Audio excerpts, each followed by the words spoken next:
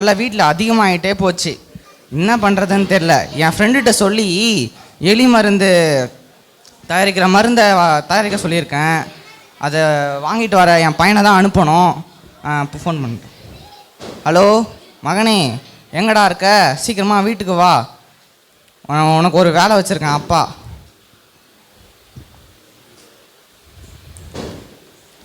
அப்பா கூப்பிட்டீங்களாப்பா? கூப்பிட்டேன்டா. என்ன வேலைப்பா?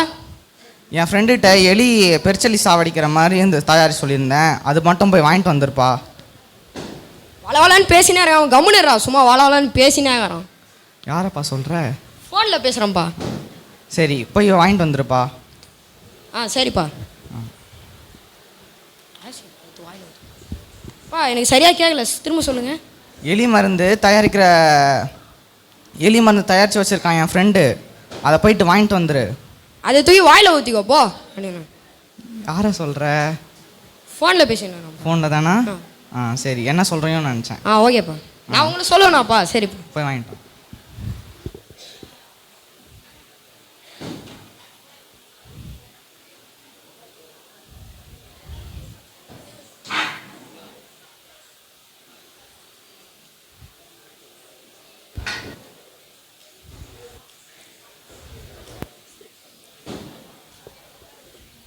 ஐயா, நீங்கள் தான் எங்கள் அப்பா சொன்ன மகா பெரிய சயின்டிஸ்டா?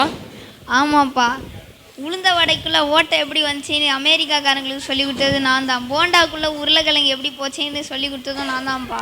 பெருசாக கண்டுபிடிச்சி கீச்சே கம்முன்னுறா. ஐயா ஃபோனில் பேசியிருந்தேன், ஒன்றும் இல்லையா? சரிப்பா.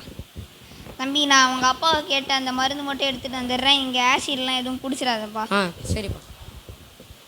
ஏய், இன்னைக்கு பார்ட்டி பண்ணுறோம். இரு தண்ணி குச்சிக்கிறேன் கொஞ்சம்.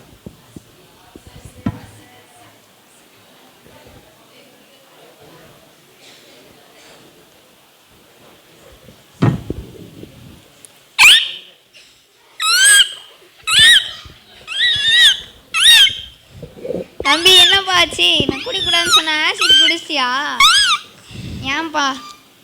ஹலோ, நீங்கள் ஜூடோடைய அப்பாவா? டக்குன்னு வாங்க, உங்கள் பையன் ஆசிட் எடுத்து குடிச்சிட்டான்.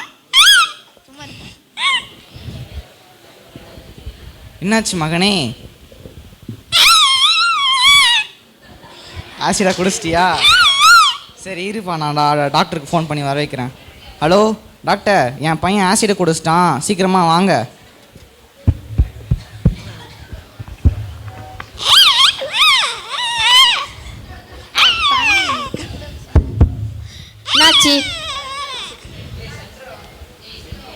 ஆசிட் குடிச்சிட்டான் டாக்டர். அவனை என்னன்னு பாருங்க கொஞ்சம்.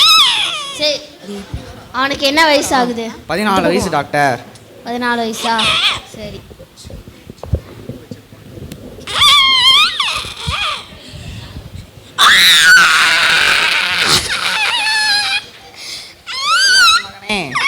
என்னாச்சு?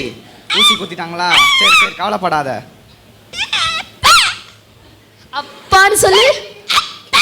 அப்பா ஒழுங்கா சொல்றேன் மகனே. சரி, அம்மான்னு சொல்லு.